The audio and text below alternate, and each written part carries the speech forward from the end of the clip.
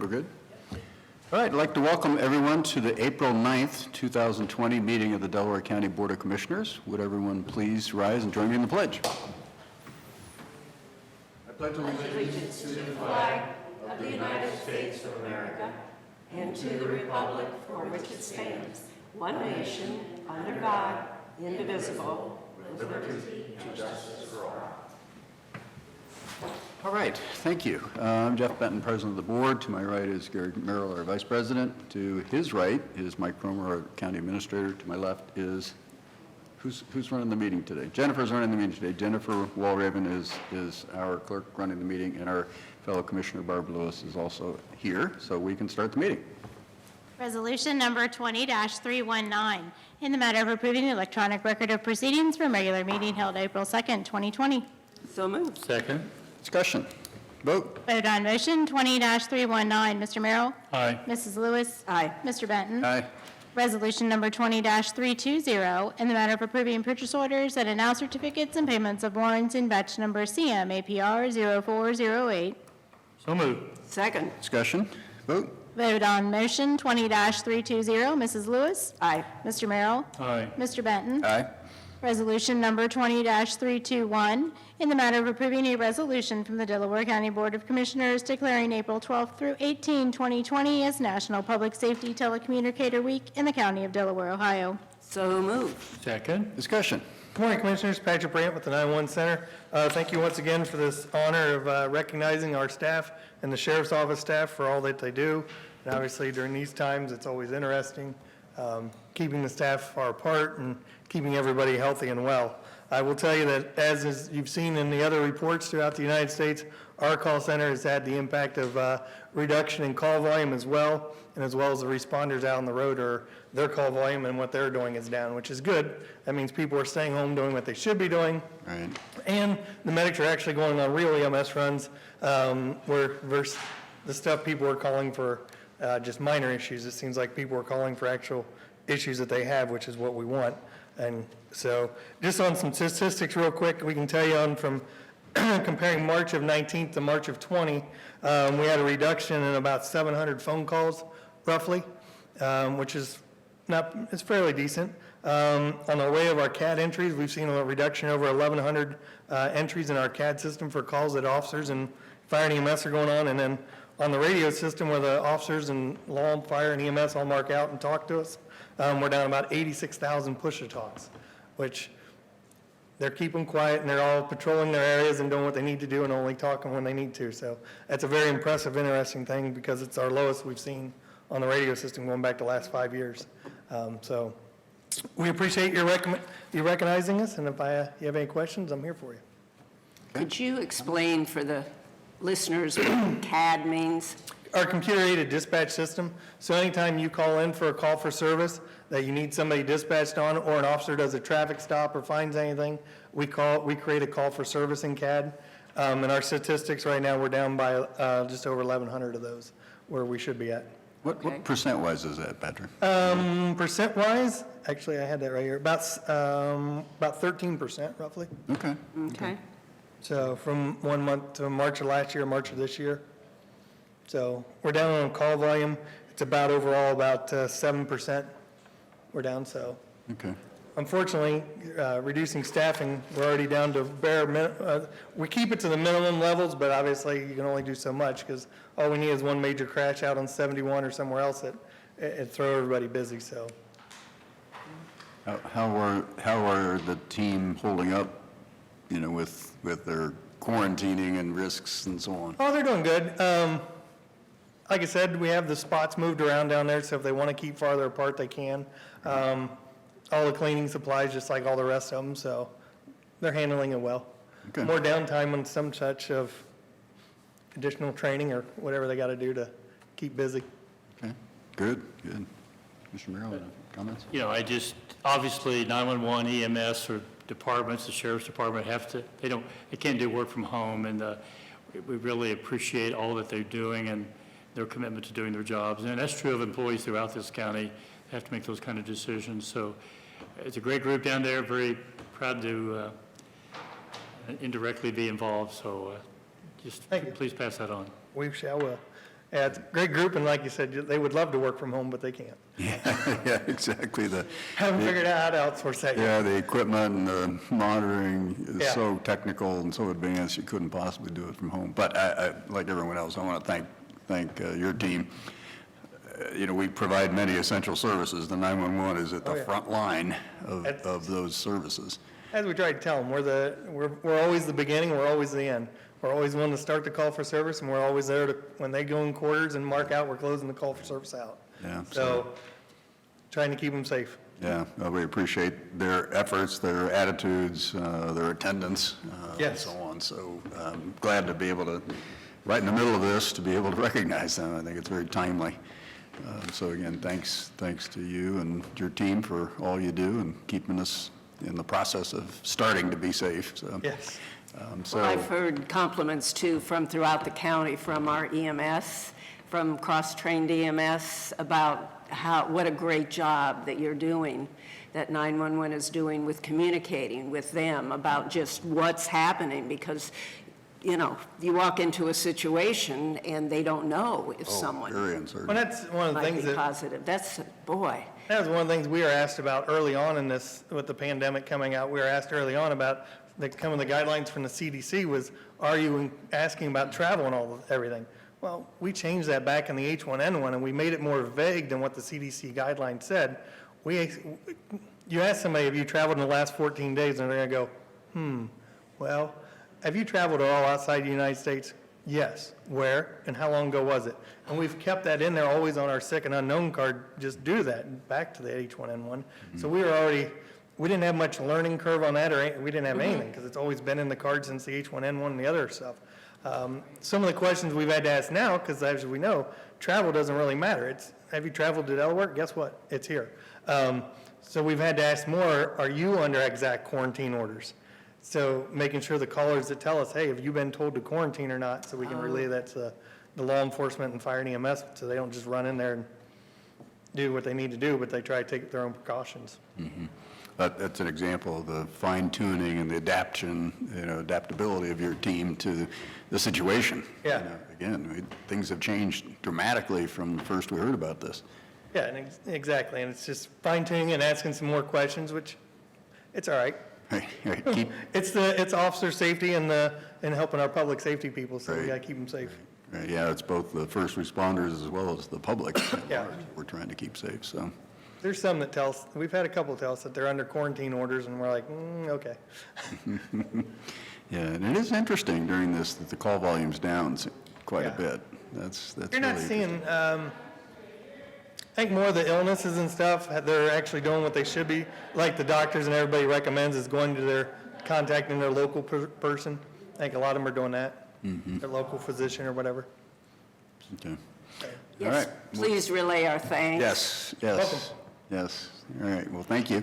All right, did we do a vote already? No, not yet. Okay, let's do a vote. Vote on motion 20-321. Mr. Benton? Aye. Mr. Merrill? Aye. Mrs. Lewis? Aye.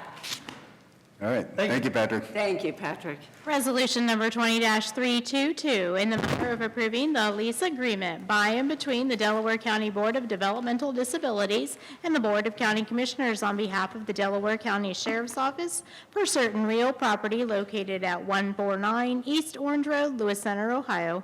So moved. Second. Discussion. Good morning, Commissioners. Mike Fromer, County Administrator. This lease agreement is for the substation that the Sheriff's Office has had down at DD. I'm sure you guys have heard, like I have, that it's a real nice thing for Orange Township and the visibility at the southern end. The term is for $7 per square foot, which is below market rate, and it goes through May 1st of 2022. So any future plans with that facility will not be impeded by this lease, so. Good to see the extension, and I agree, it's good to have a visible presence in that area of the county. So, vote? Vote on motion 20-322. Mr. Merrill? Aye. Mr. Benton? Aye. Mrs. Lewis? Aye. Resolution number 20-323, in the matter of awarding the bid to and approving the contract with Zigzag Lawn Care for invitation to bid 2001 Facilities Turf Mowing Services for Delaware County. So moved. Second. Discussion. Good morning, John Melvin, Director of Facilities. We received a total of 4 bids for our facilities lawn mowing contracts. Zigzag was the lowest bidder and recommend awarding. Have we used them in the past? No, we have not. It's a newer company. They're based out of Ostrander, so they're local. It's a little bit hard to check references right now to get hold of people, but I do have a couple Now, contacts. can they mow in a straight line? Well, you know, people like those zigzags across, but yeah. they can mow in straight. Yeah, it's good to see us obviously doing business with a local company. Yeah. Vote, please. Vote on motion 20-323. Mrs. Lewis? Aye. Mr. Benton? Aye. Mr. Merrill? Aye. Thank you. Thanks, John. Thank you, John. Resolution number 20-324, in the matter of approving supplemental appropriations for emergency medical services. So moved. Second. Discussion. Morning, Commissioners. There's a ton of Clorox liquid up here on the podium. Jeff Fischel, Director of EMS, Delaware County. I think it was Friday that I submitted a memo to each of you that I had sent out to the staff, kind of outlining all the purchases and everything we had done to prepare and to purchase items for the COVID epidemic. Obviously, those purchases were not in any way budgeted for, and so we are asking for a supplemental to cover the cost of COVID operations that we have seen since the epidemic has taken place. Do you have any questions concerning anything in particular on the? I don't have a question, just, we are keeping these itemized separately because these may be reimbursable expenses. Correct. Since they're outside the budget, it's my understanding what I've read. Yeah. So that we was- are keeping, Yes, Linda has in her hand, it's a completely different org key. They can be submitted for potential reimbursement. We are tracking everything the best we can to see what's related to COVID, what's related to our normal operations, and that way we can keep it separated and submit at the end of all of this for reimbursement. Yeah, yeah, I was going to ask the same thing. Hopefully, all the departments and offices are doing the same thing as well. I mean, clearly, you're going to be maybe the most impacted in terms of supplemental Yeah. purchases, but it's great to see that we're getting the purchases in place and providing the gear, as well as tracking it so we can get reimbursed. I brought some of the PPE, if anybody wants to want me to show it to you real quick. I don't think you've had a chance to actually see it, what we've been working on. Okay. I'll be quick to not take up much of your time. I think it'd be great. Yeah, The way yeah. you guys have been able to use non-traditional vendors Yeah, yeah, to accomplish that, which is pretty exciting. yeah, including some local creative manufacturing. Yeah, so the embroidery warehouse is who made these bags for us. This is our PPE duffel bag. That way everybody can keep their reusable PPE separate from their extrication gear. We don't necessarily anticipate that it's going to be contaminated because they're supposed to be cleaning it and taking proper measures, but it's just an extra step just to be safe. And then I think you've heard a lot about the gowns. Jane could get a picture. I'm just waiting, yeah, I'm wondering if we could get Jane, or maybe Dawn can get it. All right, okay. Yeah, Marissa's not in here, but she pointed out that when I wear this, I look like the Statue of Liberty minus the crown. But this is the gown that they will be wearing. Oh, wow. Traditionally, we would have a disposable gown. You just take it off, throw it away. Most services have very few of those on hand. That's everybody, really. So when the COVID epidemic came around and everybody needed a whole bunch more, well, guess what? There wasn't any. And mostly they're manufactured overseas, and obviously the supply chain got disrupted. So we started working with one of the designers from Abercrombie, actually, and she's friends with a bunch of local physicians, including Dr. Panchel, and we formed a little group, and they got us in touch with a company called Stitches USA, which is in which I don't know if it's Shockton County, but it's right next to Right, right Shockton over County. there. It's close. yeah. Which county? Holmes County. Yeah, So they designed this. This is a water-resistant gown, use multiple times, take it off, clean it with normal detergent. That way we're not reliant on disposable items that we can't get. Do you want to put it on? Do I want to? I mean, Yeah, I so then don't, but Don I can will. take a picture. I don't, but I will. Yeah. That's great, to see how it fits, I yeah. want to see you do what I always have trouble with, tie the darn thing. Yeah, exactly. I struggle every time I have a doctor's hospital. I know, it is hard to do. Well, I don't think it's long enough. I'm struggling too. Don, you've got to get a picture when he's ready. So now that, That's great, that's there, great. there that is. There we go, all right. Oh, yeah, with your bag. All right, Okay. next. Oh, good, good. So then on the same More. memo, you saw us mention the face shields. This is the most hot thing I've ever worn. Coming off. Oh, no, now you're taking, she's got to get a picture when you have it on. I'll pose afterwards. So the Waterford Signs made these face shields for us. Everybody knows Waterford Signs right down there in Delaware. These are pretty neat. They took a design they actually linked up with a company in Texas. They took their design, made some adjustments to it, and then now when we put these on our head, they actually flip up, which is kind of nice. Oh, so if you need to take it down, you yeah. can. That's why they're hinged, okay. So, Oh, now keep it, wait a minute. so that's real neat. These are very well made. They're Gee. pumping them out down there like crazy, sending them all over the U.S. I know a hospital system down in southern Ohio just ordered 1,600 from them. So these masks are doing good, or these face shields are doing good for a local business. What is the name of the company again? Waterford Signs. Yeah, Waterford Signs. I think they make most stuff for the yeah, that's county, I believe. how Jane knew them. We'd ordered some signs from Yeah.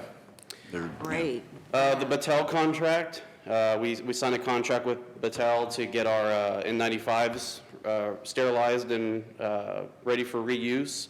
So they'll be taking all of the N95s for us and most of the fire departments in the county. We'll be sending them down there together to get re-sterilized for use, which has been great because now we don't have to worry about running out of these. Yes. yeah, So- wow. So that's another thing we did. So they'll be taking these. And then Lieutenant Travis Reese, Captain Keating, and a host of other people have been working on a 3D printed mask. And this is what a 3D printed mask looks like. This is the Columbus Industry design. So they took a N95, they cut it out and put it in as a filter. So essentially one N95 mask can make 3 of these. But this is just plastic that's been 3D printed. They dipped it in hot water for about 30 seconds and fitted it to their face. We did a fit test like we would with one of these, and it passed with the highest score you could get on the fit test machine. We then had a conversation with Battelle about these because we want to make sure that they're truly safe. So after our conversation with Battelle, we linked up with, I believe it's ICS Laboratories in Northern Ohio, who's going to help us to get these things properly tested. But yeah, these are just some of the things that we've done to go down the pathway of reusable PPE so we're not dependent on disposable because you can't get your hands on it. The biggest problem is, though, the reusable is obviously much more expensive than the disposable. But any questions? And with Battelle then, did you reach out to Battelle on the masks? Yes, so Battelle, we reached out to them, what do you think, 2 weeks ago or something like that? It was kind of interesting because we reached out to them, we got a contract going, and then I think maybe the following week is when Battelle hit the news nationally, you know, and then, but we had already been in the contract process with them. And it was great that the FDA increased the amount of masks that they could do, because originally I believe the turnaround time was like 3 weeks. And because the FDA increased the amount of masks we can do, we can get these back much quicker. Boy, I just applaud you for your creativity and taking the initiative. A question on the shield, Tim Moore, probably who you dealt with. Yep. Was this something they were already doing or something you guys got with them and because of that they're now producing around the country? Which came first, I guess what I'm asking. Yeah, so I used to work in Texas. A friend of mine has a printing shop, just like Tim does, down in Texas, and he posted a photo of himself with one of these masks on, and I reached out to him. He was overloaded and couldn't accept any more orders, so he took it upon himself to call around Delaware County, and the first person that picked up the phone was Tim Moore at Waterford Signs. They went back and forth, sent the blueprint for these. I went and met with Tim on a Tuesday, I think that was maybe 2 weeks ago now, and we discussed what it should look like. He stayed all night making it. The Wednesday, I went and picked it up. I told him this looks great, and then they started making these. But he apparently was about to close down the shop because they just weren't getting enough orders, and he didn't think that his business was essential. So now, if you walk into his shop right now, these things are laid out all over the table, very organized, obviously, but they're just everywhere. So these have kept him in business, and he's been able to bring on a couple more people. So is he getting orders just because of word of mouth? Yeah, so this kind of went, viral, if you will, on social media, and then the newspapers picked it up, and the local news picked it up. So he's been getting a lot of orders, and we sent it out through the EMS Chiefs Association email list. Chief Noble down at Orange Township sent it out to all the fire departments in the state. Same with the gowns. So these people who have helped us, we put their name out there throughout the entire state, and they've been getting orders from all over the state.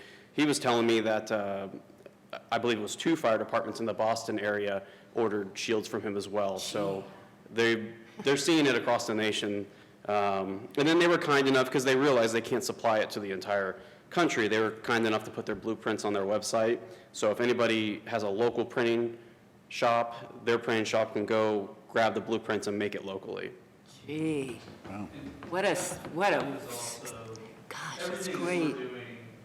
The fire departments in the county have been Yes. included in the purchasing of Right. Yeah, everything, every little thing we do, every fire department in this county and Delaware County EMS have been working seamlessly together on all these, well, not just the PPE, but just the operation to respond to this pandemic in general. We've all been working extremely well together. Anytime any of us has a lead or a source on something, we share it. I think maybe 85% of the fire departments are now in the county are now wearing these. Most of them purchased these gowns as well. We went and picked them up over the last couple days. We picked up 400 of them for the fire departments in the county. So it's been a big collaborative effort, and everything we've done, we've included and shared and invited not just the fire departments, but Delaware County SO has been getting gowns and such, Powell PD, Shawnee Hills PD, I believe Genoa PD maybe has got shields or something. So it's been a big collaborative effort just across public safety. Boy, that's great. Yeah. Thank you so much for doing Actually, the that. shields are reusable, Yes, and are they pretty durable? yes. Yeah, these are very well made. These should last well beyond, I mean, honestly, I think we'll just order these anytime one breaks or something to make it a normal part of our PPE now. Gosh. Great. Boy, what a success story. Yeah. Yeah, the resourcefulness and collaboration is to be applauded. Yes, absolutely. Yeah, the Share- collaboration is Share it so. locally as well as non-locally. Yeah. Now go right. get dressed and get your photo taken. Right. I forgot about that. Yeah, thank you, All thank right. you. Thanks, Jeff. We still need to thanks. vote. What's that? We still need to vote. Oh, yes. Oh, All right, yeah. You may not get your vote yet, so. That's right. Yeah. that's it. Yeah, yeah, I'm thinking in the middle of it, do they remember that you were asking for money here? yeah, yeah. All right, let's Thank vote. you. Vote on motion 20-324. Mr. Benton? Aye. Mr. Merrill? Aye. Mrs. Lewis? Aye. Resolution number 20-325, in the matter of approving the sanitary sewer subdividers agreement for Liberty Grand Communities, Section 4. So moved. Second. Discussion? Good morning, Commissioners. Mike Fromer, County Administrator, subbing for Tiffany. I promise that Tiffany's doing well. I speak to her on a daily basis, but because she hasn't had anything real critical on the agenda, I've just been taking care of it for The first thing on the, for approval is the subdividers agreement for Liberty Grand, which is 37 buildings and 308 units that will be constructed behind the Liberty High School. Okay, vote. Vote on motion 20-325. Mr. Benton? Aye. Mr. Merrill? Aye. Mrs. Lewis? Aye. Resolution number 20-326, in the matter of approving Amendment Number 1 to the sanitary sewer subdividers agreement for Hyatt's Crossing Phase 1. So moved. Second? Discussion? Good morning, Commissioners. This is for Phase 1, which is 64 condo units at the corner of Hyatt's and Sawmill Road. So moved. Yep, vote. Vote on motion 20-327. Mr. Benton? Second. I'm sorry, what? Did you say me? We were talking. We were having a, I'm We were sorry. having a conversation. Vote on motion 20-327. Mr. Benton? Aye. Mr. Merrill? Aye. Mrs. Lewis? Aye. Resolution number 20-327, in the matter of approving sanitary subdividers or sanitary sewer improvement plans for Four Winds Residential Hotel. So moved. Second. Discussion? Good morning, Commissioners. This is a 144 unit. It's kind of a cross between a hotel and an apartment complex. And it's going to be right behind Waffle House at the 3637 I-71 interchange. Okay, vote. Vote on motion 20-327. Mr. Merrill? Aye. Mr. Benton? Aye. Mrs. Lewis? Aye. Resolution number 20-328, in the matter of approving a professional services agreement with MS Consultants Incorporated for 3637 Pump Station and Force Main Project. So moved. Second? Discussion? Commissioners, this agreement is really kind of an important one. I would say the east end of the Berlin Business Park area that's kind of in between the two forks of the lake, so to speak. We've been working with ODOT. We've had a really difficult time trying to get approval to cross the Elm Creek. And we've worked with ODOT, and they're agreeable to allow us to place a force main on their bridge structure. We currently have one at 315 and Powell Road, and so we want to move forward with that currently, and I think that'll help spur the development in that area moving forward, so. Yeah, getting sewer service, obviously, to the area encompassed by the Berlin Business Park, and this is just a chunk of it, but it is an important step forward to getting the Berlin Business Park moving. Yeah, and thanks to ODOT for kind of, Sure. working with us through the process. I mean, they really were, we've kind of explored all alternatives, and really this is the best one, and they've been very good partners to work with. What do you think the timeline would be for this project, Mike? I think we'll get approval, within the next probably 3-4 months. We've got to work through some structural analysis of the bridge to make sure that we're not overloading it. But we all feel very comfortable with what kind of size lines we're looking at, that's just an exercise. Really, this is kind of, there's a development that's being planned in that area. And I know Tiffany's expectation would be that they would be constructing the improvements if the timing works. We're just permitting it. If the development doesn't move forward, we could then move forward and construct those improvements. So she's really trying to thread the needle and get the approval, but then have somebody else construct it and to service the area, so. Is the cost similar to what it would be if it was under the water, or is it? It'll be a lot cheaper. I assumed it would be, I'm just curious, but. Yeah, it'll be a lot cheaper. We just got to make sure that doesn't hang too low so any of the boats that go under there hit it. Well, I've never noticed the one at 315 and Home Road, Powell Road. So it's not an obvious, not a negative, it's not a Yeah, ugly thing. if it's tucked right under there, and like I said, it's, they were originally saying we needed to build a separate bridge structure for the pipe next to it, and it was a lot of stuff. so, Ooh. Yeah. Boy, I'm glad you came up with a solution. Yeah, That's yeah, great. Yeah, this is really important Well done. again for the Berlin Business Park Yeah, development, it is. which is huge for the county. So thanks to Tiffany and the team to Yes. getting this done. Take a vote. Vote on motion 20-328. Mrs. Lewis? Aye. Mr. Merrill? Aye. Mr. Benton? Aye. Thanks, Mike. Resolution number 20-329, in the matter of approving right-of-way work permit summary sheet. So moved. Second. Discussion? Morning. Rob Riley, Chief Deputy Engineer. We had 7 permit applications. These are all standard utility installations in the right-of-way and recommending approval.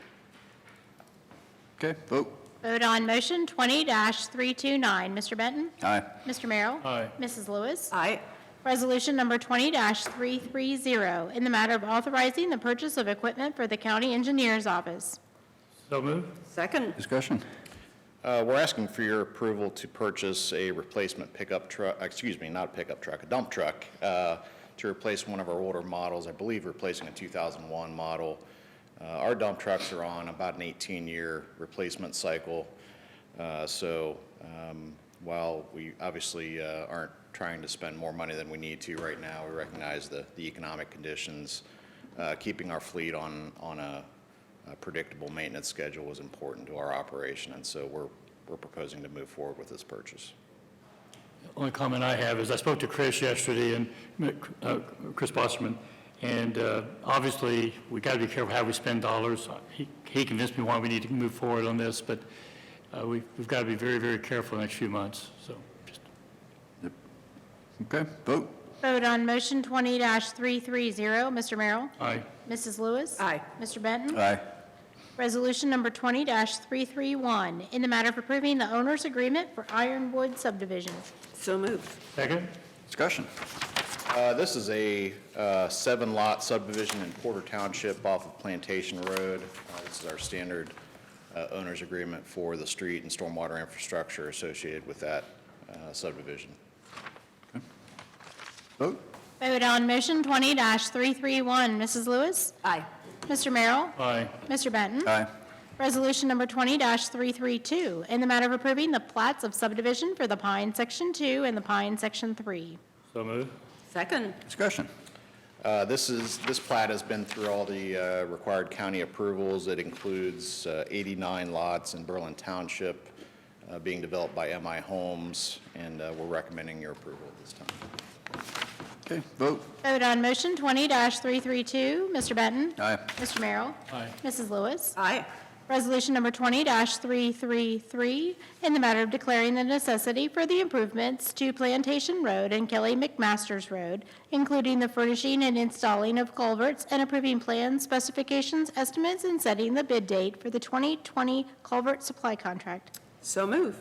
Second. Discussion? These are 2 existing large culverts that we'll be replacing with our own crews by force account. Basically, this contract would involve simply the purchase and delivery of the actual structures. The total estimate for both sites is $133,480. And again, our crews will do the remainder of the work, and so we're able to do these projects relatively economically by doing it that way. Okay, vote. Vote on motion 20-333. Mr. Merrill? Aye. Mr. Benton? Aye. Mrs. Aye. Lewis. Sorry.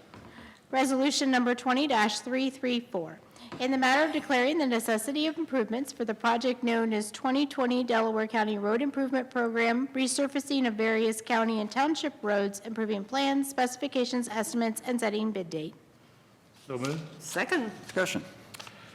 So this is our annual countywide road improvement program involving resurfacing and pavement maintenance throughout the county on different county roads, as well as we will also seek bids on behalf of townships to join those township projects into one group bid that each township will then contract for individually.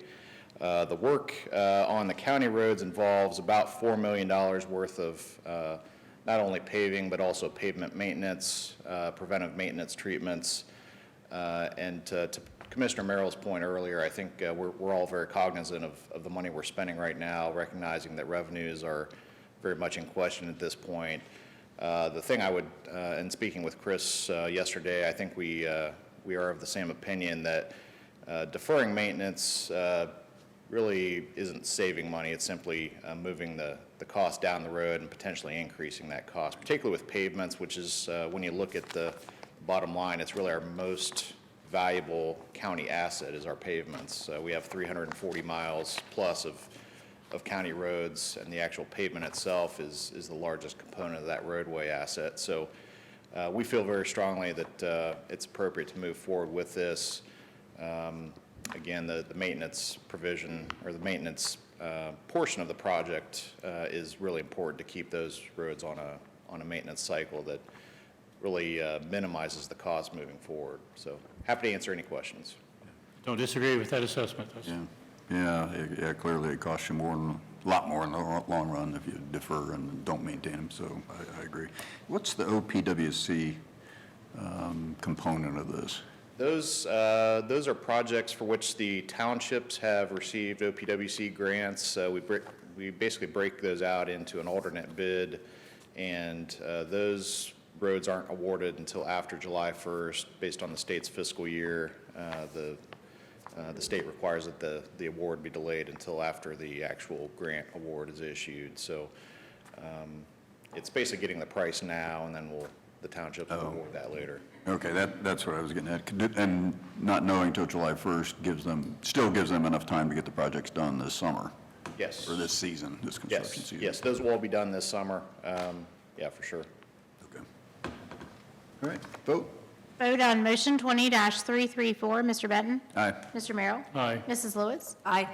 Resolution number 20-335, in the matter of setting the bid date for the Dell CR 21-3.85, Dell CR 72-3.45, Africa and Cheshire Road widening rebid. So move. Second? Discussion. You'll recall that we went out to bid several weeks ago for the Africa Road and Cheshire Road resurfacing project. That project is being funded 80% by MORPC through basically ODOT funds flowing through MORPC. Unfortunately, all the bids we received 3 bids. They were all in excess of 110% of the engineer's estimate. We've talked with the bidders, gotten some feedback. We think that was probably for a couple different reasons. First, the maintenance traffic provisions we put in the original contract provide for a relatively short window during the workday, or during the day when work could be done. That was largely out of concern for the traffic on Africa Road, basically condensing that work window from like 9 a.m. to 3 p.m. so we'd avoid the peak hours. The feedback we got from the bidders was that significantly it hinders their production rate for actually doing the work. And so based on that feedback, we've actually opened up that work window to allow for a normal work day. Obviously, with the reduction in traffic that, who knows, may continue for several months, we just don't know. But that may address the issue itself. But we didn't feel that maintaining that window, that tight window, was frankly worth the additional cost. And we think that was probably the biggest component of the cost overage. Secondly, we're probably more fortunate than some other counties. We have at least 2 vendors that supply asphalt to Delaware County. Some counties don't even have any, or might have one in a neighboring county. That said, we only have 2 plants that, well, 3 that can deliver asphalt at least competitive prices to Delaware County, those being in the Marzane plant at National Lime and Stone on Section Line Road, and then Shelley Materials on Watkins Road just south of Ostrander. So for such a large county, you'd think maybe we have more asphalt providers, but we don't. And so generally that reduces the number of bidders we see on these types of projects. We had 3 bids. The third was not a supplier of asphalt, and they were a distance third. So that's a component also. Frankly, we don't have as much competition in asphalt projects, I should say, as we'd like to see. But that's not just us. That's a county problem all over the state. So those 2 factors combined, I think, led to the overage that we saw. And so we're proposing to go back out to bid. We revised the specifications to change the work time frame during the day, and we'll hopefully get this project done. Go ahead. My comment is, I've often wondered, Old State's a good example. I said, how much cheaper it'd be if you just close these things down and get them built? But you can't do that. But I do think the compromise of adding extra time, it probably also mean the project's going to be shorter in length because you're going to Yes. be working more hours. Yes. So that's the upside as well, so. Yeah, that's what I was wondering, is timeline-wise, does it still mean we'll get done according to the original schedule? We will. The work will be done in July and August. But yeah, we'll still get the work done this summer. We may run a few weeks later than originally planned, but nothing to be concerned over in terms of asphalt and weather. Okay. What about, with this current business shutdown or slowdown, what do you think that will do to bidding on this project and others? So we've had some feedback or some discussion with contractors, as well as we've heard of some ongoing discussions between the Ohio Contractors Association and their member firms. From what we're hearing right now, our understanding is that road work is not really delayed. It is primarily the specialty type operations, what we consider specialty, traffic signals, guardrail installation, bridge work, where basically you have employees working more closely together than, say, a road job that has a guy in a bulldozer and a guy in an excavator and a guy driving a dump truck hauling material. Those types of jobs can be done and maintain the social distancing requirements, but there's certain operations that are not conducive to that, like I just mentioned. And so I think we'll see some variation in some of the bid prices, as well as the schedules contractors can promise to deliver. So asphalt, the paving jobs, frankly, we're not sure, because having been on paving jobs before, sometimes you do see the workers in a small area around the paver. There's no question firms will have to modify their work practices to prevent that, to deal with the current situation. So that was probably a long explanation to your question, but hopefully I answered it. No, I was curious, everything's so in flux right now. I just wasn't sure what the impact would be. Just curious. And I think I've even had this discussion with Mike about, in terms of the time frame of our bidding, particularly with projects that have, maybe will carry over into next year. And we have a couple of those projects we yet have to bid this year. I think we'll be in a very good position to get competitive and good prices on those. Contractors, for the most part, what I'm told, are still busy this year because of contracts awarded last fall and through the winter that have a deadline of the end of this year. But for firms that are wanting to lock up work for next year, I think we'll get very good prices when we bid out those multi-year contracts. And a couple of those moving forward are the East Powell Road project, which we plan on bidding in the next couple of months, and then also the Africa Road and Worthington Road intersection project. And so those combined are about $15 million worth of work. And so I'm optimistic we'll see some good prices from firms that know they can lock up work for next year. All right. I don't know if you thought about it, but could the TID have stepped into this? Or is it too late in the process, or wouldn't really save any money, or? I think it probably is too late in the process in terms of this particular project, because the grant award was specifically to the county commissioners. The other element of that is this, because it has federal funding involved, prevailing wage is a requirement. That's a federal requirement, and so there would be no opportunity for savings there. So Okay. we just need to proceed with the rebid. Okay. All right. Vote. Vote on motion 20-335. Mr. Merrill? Aye. Mrs. Lewis? Aye. Mr. Benton? Aye.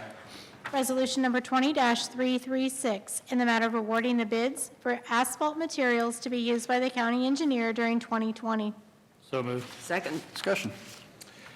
So this is our annual award of various different asphalt materials. It is not a project per se. It's basically to supply different materials as needed throughout the year to our workers and our crews that are doing asphalt patching and chip sealing.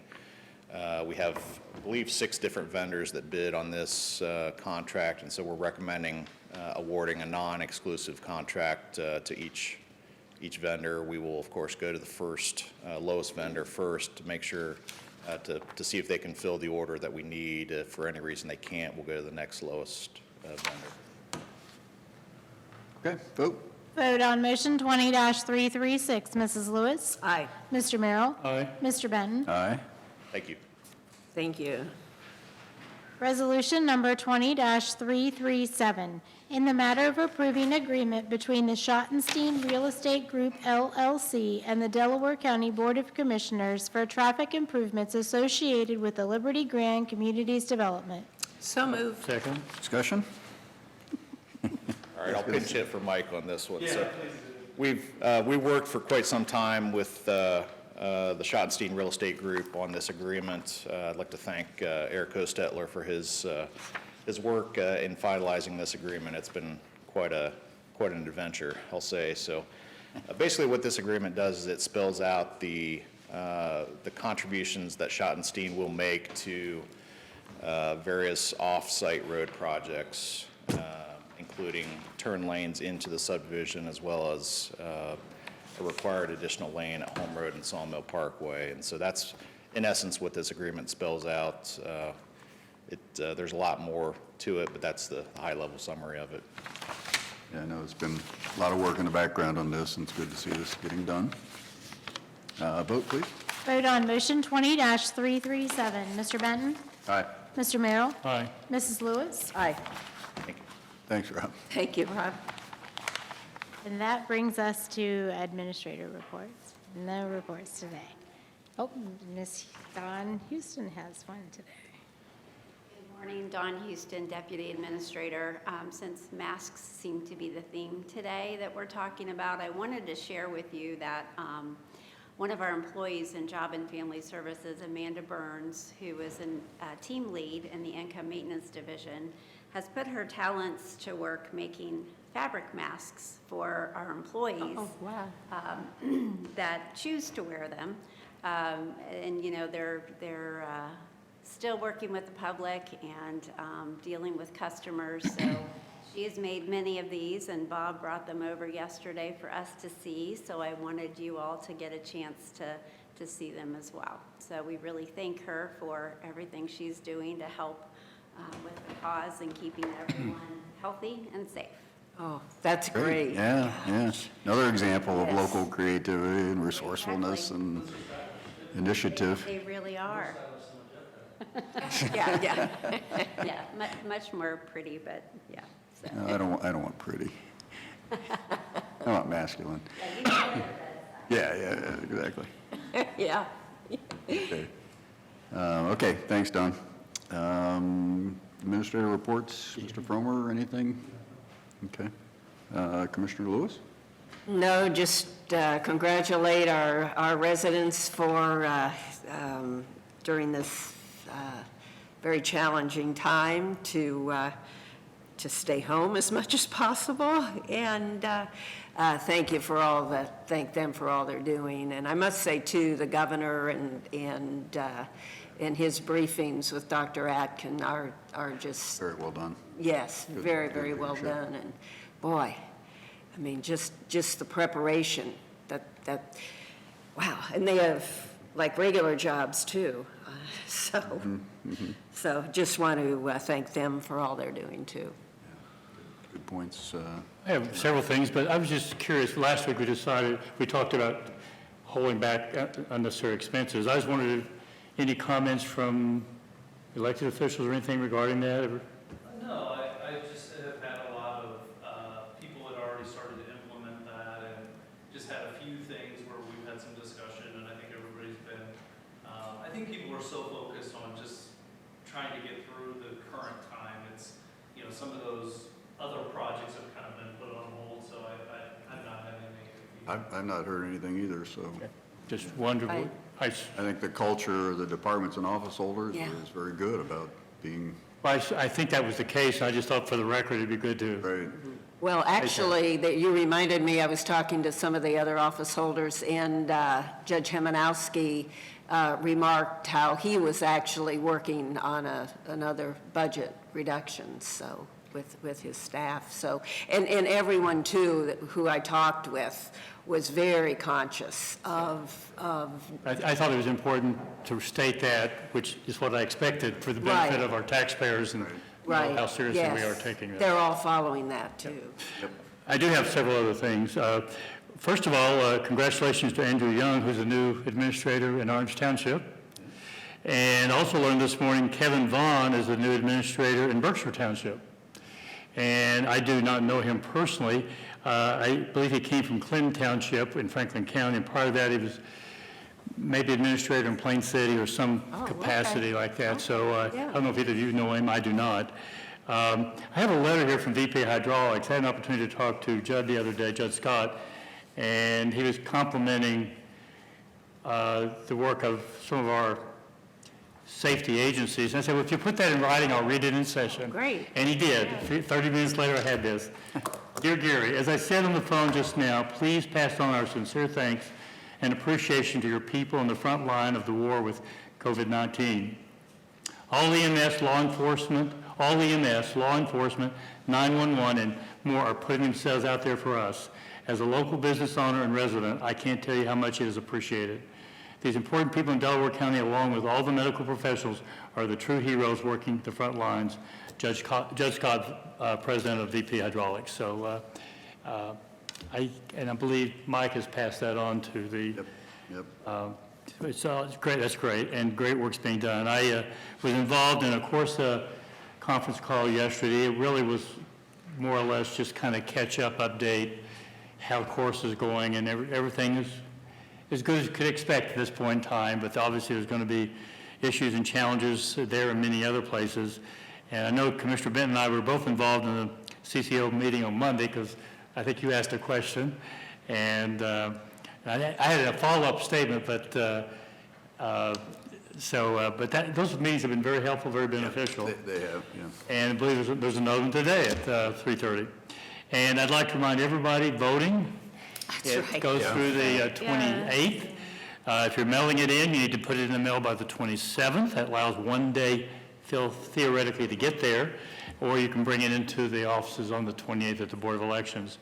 So please keep that in mind and make sure you vote. That's all I have. Okay, very good. Yeah, it's been real interesting, all the different organizations, associations that we belong to as a group have been all very proactive. I've been on a number of NACO calls, a number of CCAO calls, MORPC, Delaware County Finance Authority. The TID had their meeting yesterday, and they moved some business along, so it's good to see them. Finance Authority, as I mentioned. And so things are moving. You know, the critical things are moving, and that's really important. In those calls, learned a whole lot of different things.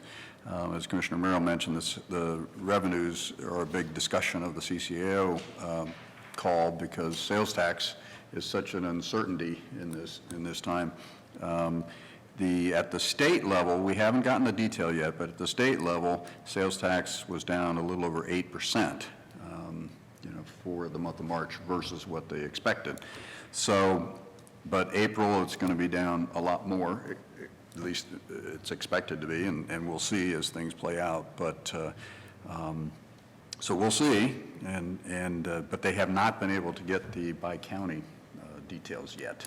So that's at the state level. We don't know exactly how much Delaware County was down for the month of March, so we'll hopefully get that very soon, so we can adapt our planning to deal with that. The census, I want to remind everyone also to please fill out the census form. The door-to-door follow-up is on hold, but the mailings and websites are proceeding, so please, the census is very important. Please make an effort to fill out your census form. A couple other things I've learned in the various calls, it looks like there will not be a state capital budget award this year after all. I would have been surprised if there was. Yeah, I would have been Okay. surprised too. Those are pretty much discretionary projects that help local organizations immensely, but I understand it doesn't look like those will be going forward for this fiscal year. We'll see if they do something next year, but And I think the organizations that would have benefited from that expected that. Yeah, oh, I don't think So I they don't would be think, the surprised. fair, for example, I think they were expecting that answer. Yep. Another thing we just learned yesterday is the Bureau of Workers' Comp is declaring, or has been instructed to declare a dividend of $1.6 billion to the businesses that pay dividends to the Bureau. I'm assuming that'll be including I know it includes the local jurisdictions, but Dawn, that would be us as well. I don't think it includes us because we're But we pay some. We do pay some. I'll have to look to see Yeah. if self-insured employers are included in that. Yeah. Don't know the details, but it did say specifically it's for businesses as well as government entities that pay. So I don't know if it's just we do pay a significantly reduced amount versus others, but because we're self-insured. But nevertheless, that is a really big issue, really big plus for the businesses, locally as well as across the state.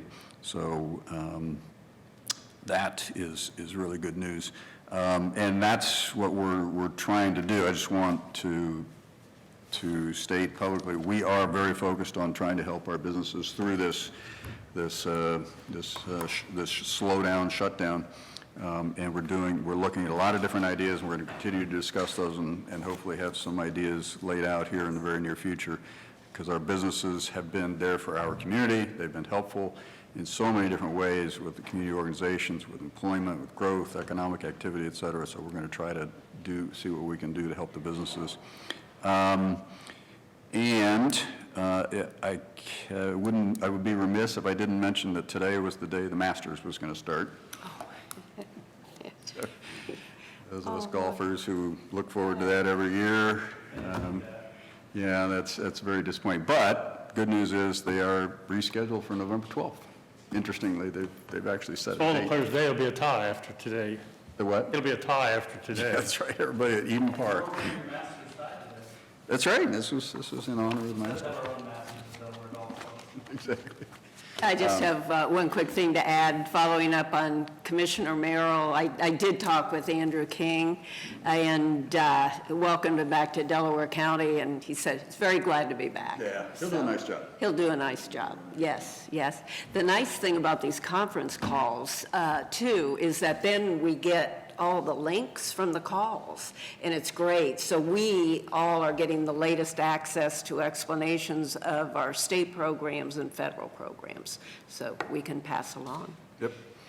Okay, with that, we do have need for executive session, the We usual. do. Resolution number 20-338, in the matter of adjourning into executive session for consideration of the sale of property at competitive bidding and for confidential information related to economic development. And safety and, Okay. And for security arrangements and emergency response protocols. okay, very good. So moved. Second. Discussion, vote? Vote on motion 20-338. Mr. Merrill? Aye. Mrs. Lewis? Aye. Mr. Benton? Aye. All right, we're in executive session.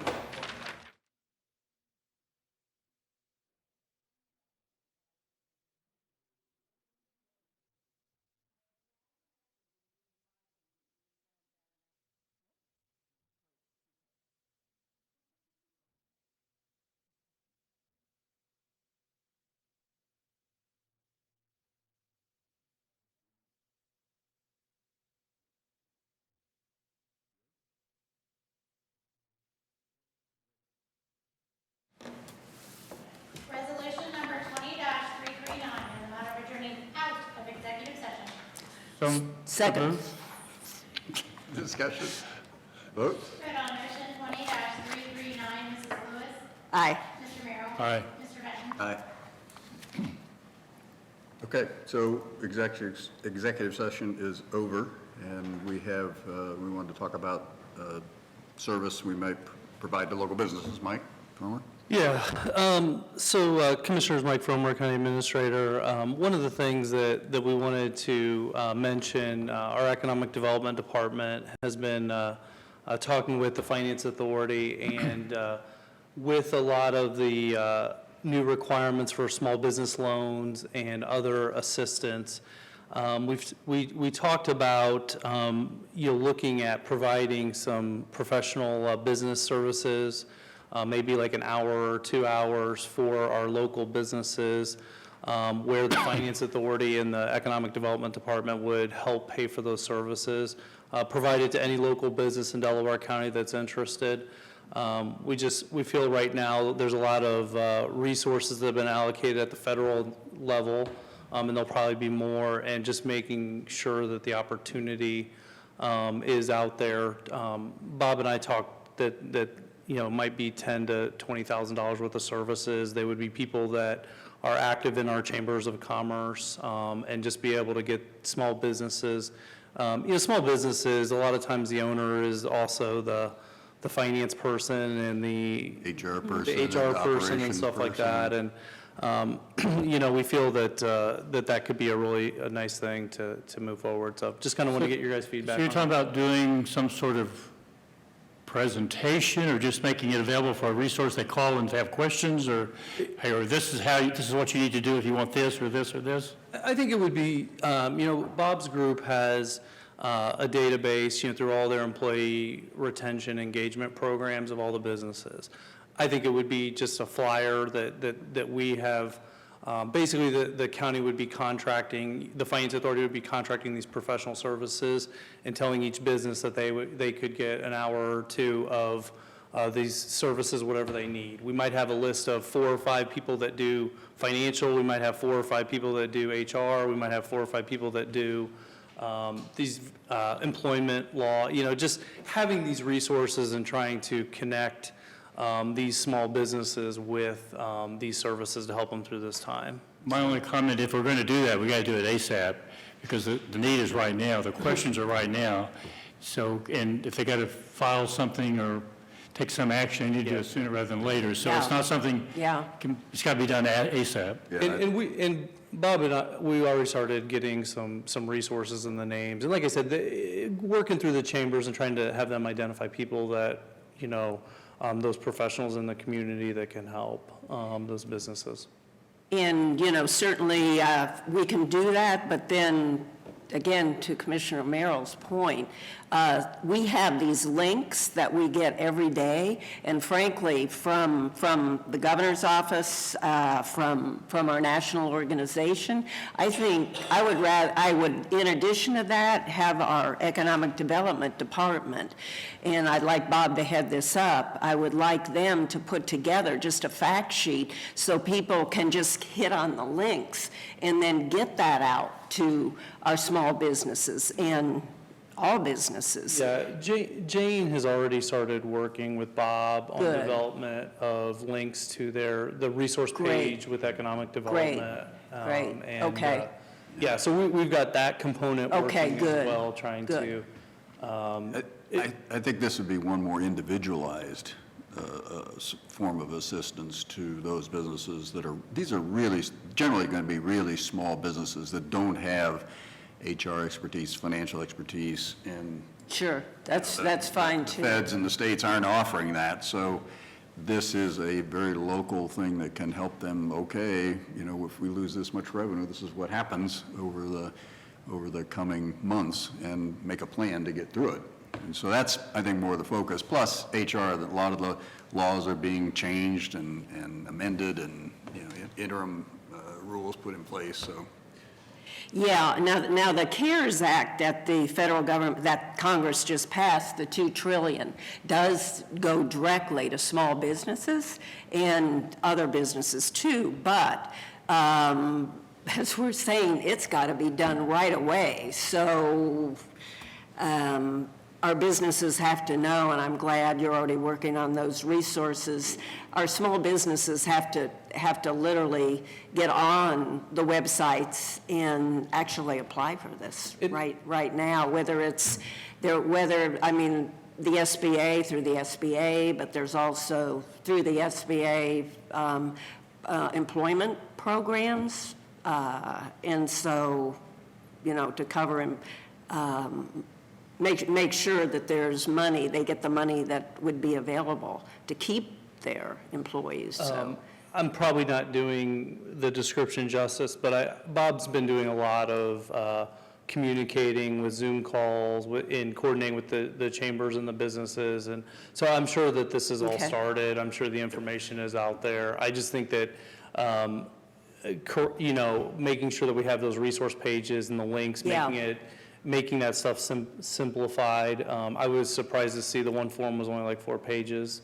And a local attorney said that it was the easiest government form to fill out, so we'll see. That was the PPP program with the SBA. Yeah, and I'll have Bob send you guys a summary of some of those Yeah. action items, because I think there's a lot Yeah. moving on, it's changing daily, but the Right. resource page, we'll get that up and going, and then the professional consultation, I think, is another thing that can really help our I think that's what's important is all those programs, links, et cetera, that were available through the CARES Act or the state legislation. Bob's got those on the Economic Development website, and there's forms, there's experts that relate to those. But this is a supplement to that. You know, Yeah. We're actually providing hands-on, individualized, local expertise to businesses that raise their hand and say, hey, I need help with financial planning or HR or whatever.